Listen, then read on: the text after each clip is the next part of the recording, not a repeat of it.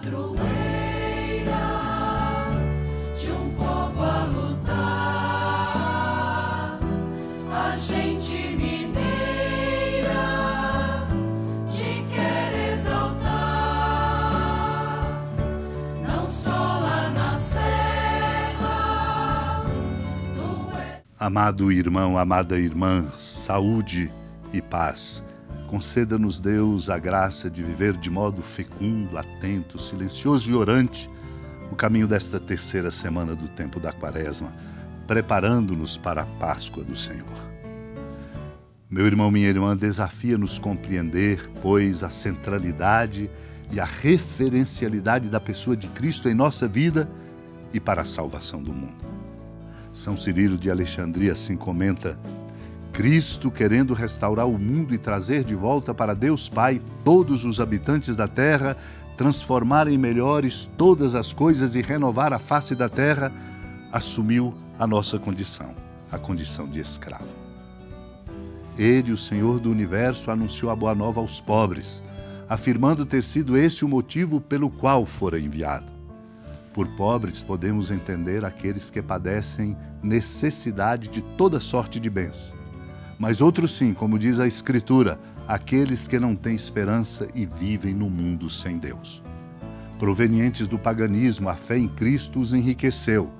Ganharam um tesouro divino que veio do céu, ou seja, a pregação do Evangelho da salvação, pela qual tornaram-se participantes do reino dos céus e concidadãos dos santos, herdeiros daqueles bens que nem o pensamento nem a palavra podem exprimir. O que Deus preparou para os que o amam é algo que os olhos jamais viram, nem os ouvidos ouviram, nem coração algum jamais pressentiu. Ou talvez se possa aqui entender que aos pobres em espírito é dado por Cristo um abundante ministério de carismas.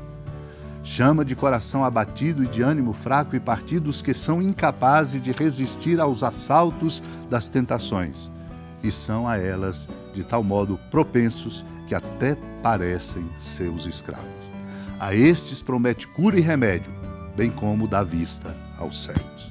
Vejamos a força do amor de Deus que somos desafiados a compreender.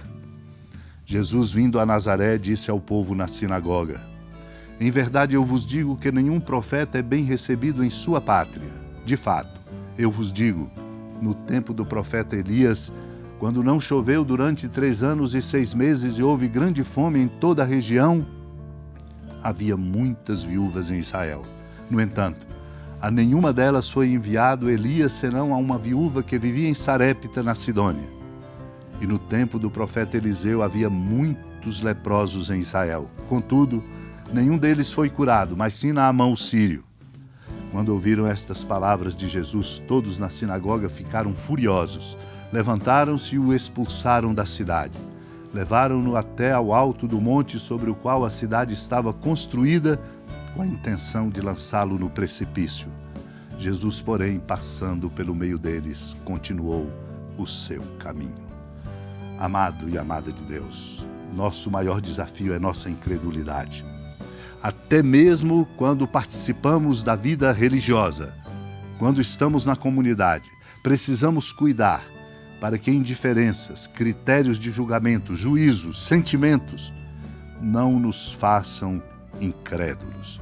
Assim como esta interpelação que o Senhor traz ao dizer ao povo na sinagoga: Em verdade vos digo, nenhum profeta é bem recebido em sua pátria.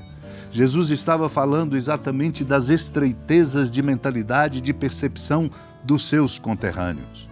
E por isso lembra quando o profeta Elias, quando não tinha chovido por 3 anos e 6 meses, foi enviado a uma viúva, não as de Israel, mas aquela que estava em Sarepta, na Sidônia, portanto num território pagão, para dizer: Deus ultrapassa nossos critérios, nossos controles, aquilo que nós pensamos. Por isso somos chamados e desafiados a depositar em Deus toda a nossa confiança e a aprender na escuta de sua palavra, no silêncio da oração, aquilo que ele nos ensina. Pois assim também foi com os muitos leprosos de Israel. Eliseu foi o canal e o instrumento para curar Naamã o sírio. Os conterrâneos de Jesus, ao ouvirem isso, ficaram furiosos. Esta fúria nasce exatamente da convicção exagerada e equivocada a respeito da própria compreensão e da própria postura. E eles revelam isso exatamente porque se levantaram e expulsaram o filho da terra, da sua própria terra, levando-o ao alto do monte, com a intenção de lançá-lo no precipício.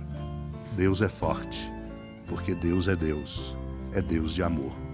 Assim como devemos nele sermos fortes, para que nós possamos também, como Jesus, passar pelo meio e continuar o nosso caminho, sem medo de ameaças, sem medo das mentiras, sem medo das conveniências. Esta é a graça da nossa conversão. É assim que Deus precisa de nós na condição de discípulos e discípulas para sermos capazes de ajudar o mundo a abrir-se a este amor de Deus na força e no sustento do nosso próprio testemunho.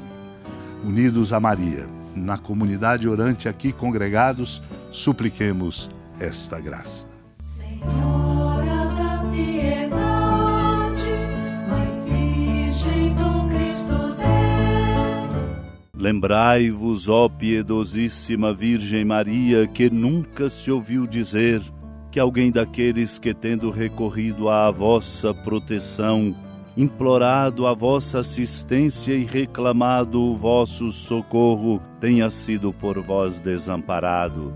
Animado com igual confiança, a vós recorro, ó Virgem das Virgens, e gemendo sob o peso dos meus pecados, me prostro a vossos pés. Não desprezeis as minhas súplicas, ó Mãe do Verbo encarnado, mas dignai-vos de as ouvir propícia e de me alcançar o que vos peço. Amém. Feliz padroeira